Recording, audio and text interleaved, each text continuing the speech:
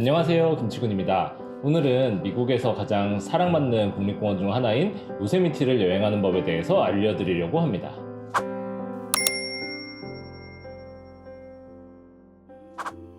요세미티 국립공원은 화강암으로 된 바위들이 둥글둥글한 이런 풍경을 가지고 있는 국립공원인데, 그 바위로 둘러싸여 있는 협곡 안에 위치해 있는 이런 풍경들을 볼 수 있는 국립공원이에요. 물론 협곡 안에 있는 풍경만 보는 것이 아니고 그 산 위로 올라가서 내려다 볼 수 있는 포인트들도 있고 폭포도 있고 트레일도 많아서 사람들이 정말 할 거리가 많아서 좋아하는 국립공원이기도 합니다. 요세미티 국립공원은 사계절이 굉장히 뚜렷한 국립공원이에요. 그래서 여름에 여행하는 것과 겨울에 여행하는 것, 그리고 봄과 가을 여행의 느낌이 많이 다릅니다. 봄 같은 경우는 여전히 눈이 남아있긴 한데 눈이 녹다 보니까 폭포들의 수량이 가장 많은 시기예요. 여름은 당연히 휴가철 때문에 사람들이 많아지는 시기고, 시기에 따라서 눈이 적게 온 해에는 여름이 되면 이미 폭포들의 물이 마르는 경우가 많아요.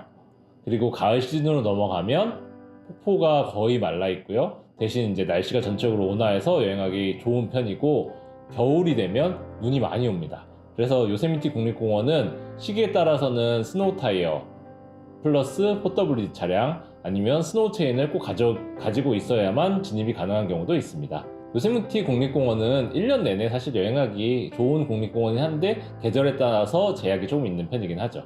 만약에 내가 요세미티에서 하이킹을 계획하고 있다, 그러면은 봄에서 가을 사이에 방문하시는 것이 가장 좋습니다. 요세미티 국립공원 여행 지역은 크게 세 가지 지역으로 구분할 수가 있어요. 사람들이 가장 많이 방문하는 요세미티 밸리, 그리고 서쪽에서 동쪽을 잇는 타이오가 로드, 그리고 마리포사 그로브가 있는 와워나 로드 쪽으로 나뉩니다. 물론 대부분의 사람들은 거의 밸리 쪽에만 머무르다 가고, 시간이 되면 이제 다른 지역으로 가기도 하고, 만약에 네바다주로 넘어가는, 그러니까 라스베가스 쪽으로 가시는 분들은 동서를 잇는 타이오가 로드를 이용하시기도 합니다. 이 타이오가 로드는 1년 내내 오픈하는 건 아니고요. 눈이 쌓여서 도로를 통행할 수 없게 되면 통제를 했다가 다시 눈이 다 녹아서 지나갈 수 있게 되면 통제를 풉니다. 이 시기는 정해져 있진 않아요. 언제 폭설이 내려서 도로가 막히느냐, 그리고 눈을 얼마나 빨리 치우냐에 따라서 달라집니다. 매년 달라지긴 하는데 일반적으로 11월 정도에 이 도로가 닫히는 경우가 많고, 보통 5월 전후로 해서 이 도로가 열리게 됩니다. 열리는지 안 열리는지 여부는 요세미티 국립공원 홈페이지에서 확인하실 수 있기 때문에 국립공원 홈페이지에서 이 도로 업데이트 상황을 보시면 되고요. 도로 업데이트 관련 설명 링크는 이 아래 설명에 넣어놓도록 하겠습니다. 요세미티 국립공원은 정말 많은 사람들이 방문하는 국립공원이다 보니까 셔틀 서비스를 무료로 제공하고 있어요. 이 셔틀 서비스는 밸리 내를 이렇게 빙글빙글 도는 형태의 셔틀 서비스인데, 요세미티 밸리 내를 운영하는 이 셔틀버스는 1년 내내 운영을 합니다. 오전 7시부터 저녁 10시까지 운영을 하는데 시기에 따라서 조금 시간은 조정이 되기도 하고요. 그리고 엘 카피탄 셔틀버스의 경우에는 여름 시즌에만 한시적으로 운영을 합니다.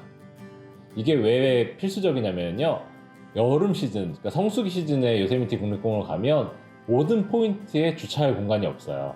그래서 요세미티 국립공원에서 1박을 한다거나 아니면 주차 공간을 찾으면 그곳에서 차를 두고 셔틀버스를 타고 이동하시는 것이 훨씬 편리하기 때문입니다. 만약에 내가 요세미티 국립공원을 성수기에 사람이 몰리는 주말에 간다 하면 무조건 일찍 도착하셔야 돼요.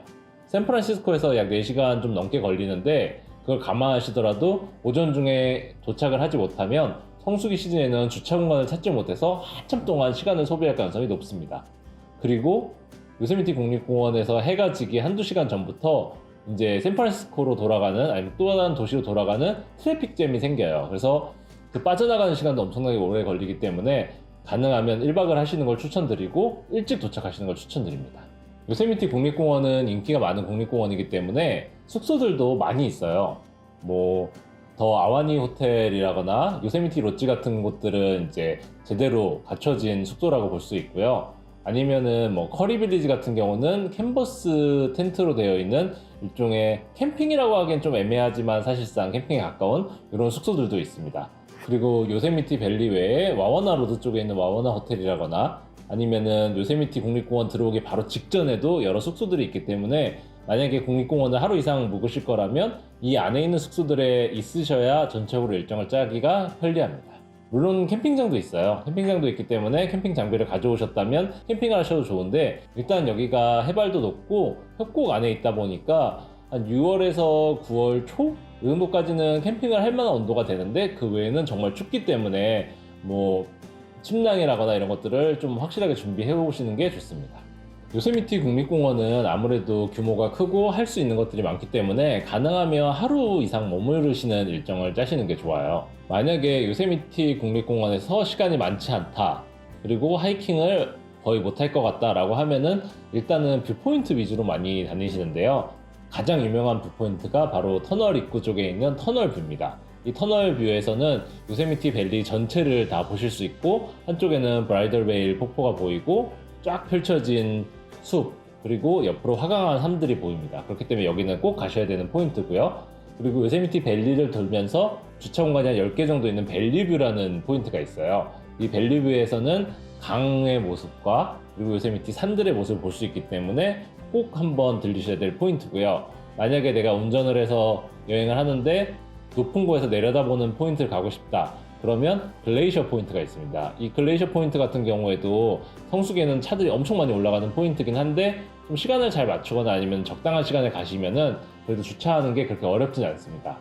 이 글레이셔 포인트의 장점은 정말 높은 곳까지 올라가요. 차로 꼬불꼬불한 도로를 타고 올라가서 높은 곳에서 내려다보는데 바로 정면에 하프돔이 보이고, 오른쪽으로 버날 폭포, 네바다 폭포, 요세미티 밸리, 모든 곳이 다 한눈에 들어옵니다. 그렇기 때문에 요세미티의 풍경을 모두 다 담고 싶다, 그러면 이 글레이셔 포인트는 꼭 가셔야 될 포인트입니다.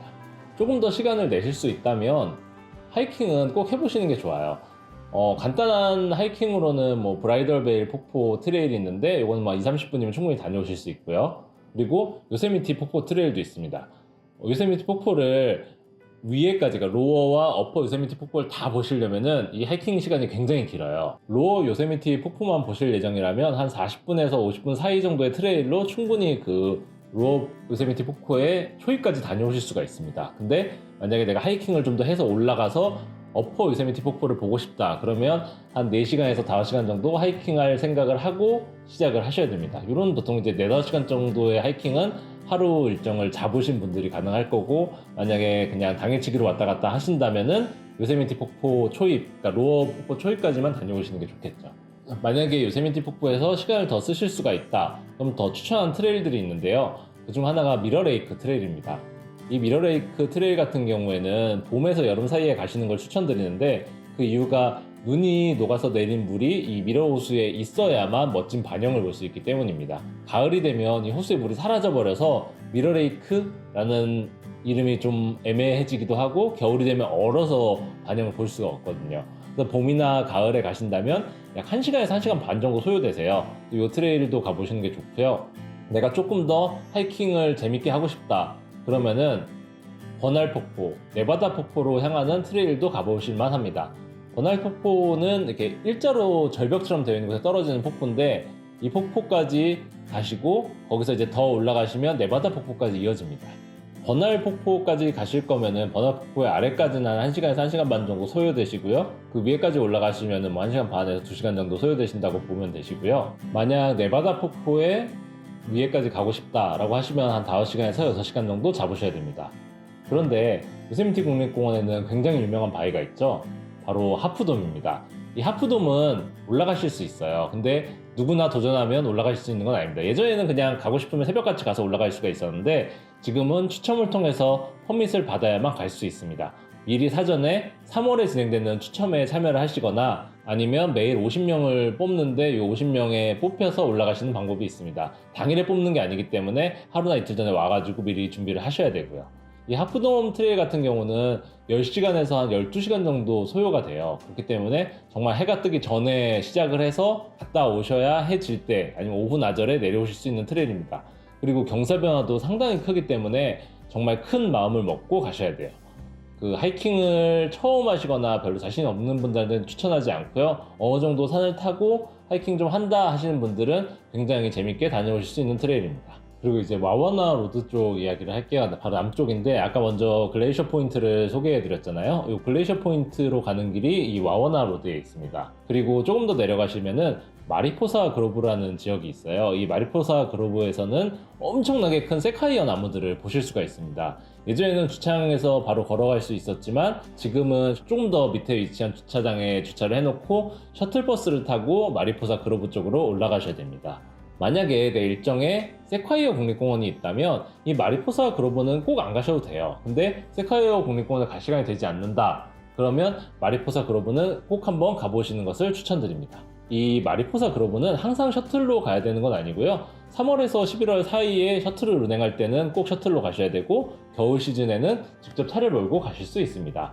아니면 여름 시즌이더라도 셔틀 운영이 시작되기 직전에는 게이트가 열려있기 때문에 차로 진입할 수 있어요. 요거는 이제 케이스 바이 케이스로 좀 다르다고 합니다. 그리고 요세미티 국립공원을 동서로 관통하는 도로, 타이오가 로드입니다. 이 타이오가 로드는 도로 자체의 풍경이 아주 예쁘냐? 그렇지는 않아요. 아무래도 좀 이렇게 숲속을 달리는 풍경이 상대로 많고 탁 트인 풍경이 나오는 거는 생각보다 그렇게 길지는 않습니다. 근데 이 로드를 달리는 이유는 바로 여기를 넘어가서 맘모스 레이크, 그리고 데스밸리 국립공원, 그 다음에 라스베가스로 가는 일정을 짜시는 분들이 많기 때문입니다. 타이오가 로드가 볼 게 없는 건 아니에요.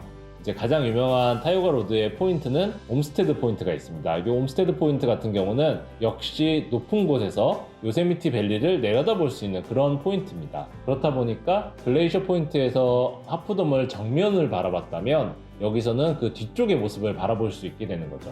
근데 이 풍경이 생각보다 멋있어요. 홈스테드 포인트에서는 요세미티 국립공원의 다른 각도에서 넓은 풍경을 볼 수가 있는 거죠. 그리고 가는 길에 있는 테나야 호수에서는 보통 휴식도 취하고 가볍게 발을 담그기도 하고요. 아니면 뭐 피크닉 테이블에서 점심을 먹기도 하면서 가볍게 호수를 즐기는 그런 포인트이기도 합니다. 그리고 거기서 조금 더 가게 되면 투울럼리 메도우라는 곳이 나와요. 이 투울럼리 메도우스 같은 경우에도 수많은 트레일들이 있는 장소입니다. 여기서 시작하는 트레일들은 특정 호수로 가는 그런 트레일들이 많습니다. 그 중에서도 가장 대표적인 트레일은 게이로어 레이크스 트레일로 한 2시간 정도면 가실 수가 있고요.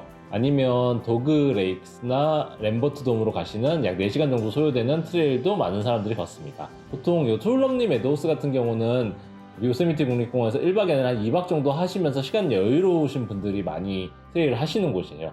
그렇다 보니까 한국 분들은 여기서 트레일을 하시는 분들이 그렇게 많지는 않습니다. 그래서 이 타이오가 로드를 넘어서 요세미티 국립공원을 떠나면 보통 한 군데를 더 들리시는데 그곳이 바로 모노 호수입니다. 모노레이크라고 하는데 이 모노레이크를 가는 이유는 아주 특별한 바위들이 있는 풍경을 보기 위해서예요. 모노레이크 같은 경우는 위에서 내려다보면 아주 특이하다 이런 느낌은 안 드는데 자동차를 몰고 호수변까지 내려가 보시면은 그 호수의 기괴한 모습의 바위들이 있는 풍경이 있는데 이 풍경이 아주 특이해서 모노레이크도 이 요세미티 전체 일정에 집어넣는 경우가 많습니다. 그래서 이 모노레이크까지 보고 난 뒤에 그 근처에 숙소가 많지 않기 때문에 맘모스 레이크스까지 가시거나 아니면 비숍 정도의 숙소를 잡으시고 다음날 데스밸리로 향하시는 분들이 많습니다. 여기까지 요세미티 국립공원 여행하는 방법에 대해서 소개를 해드렸습니다.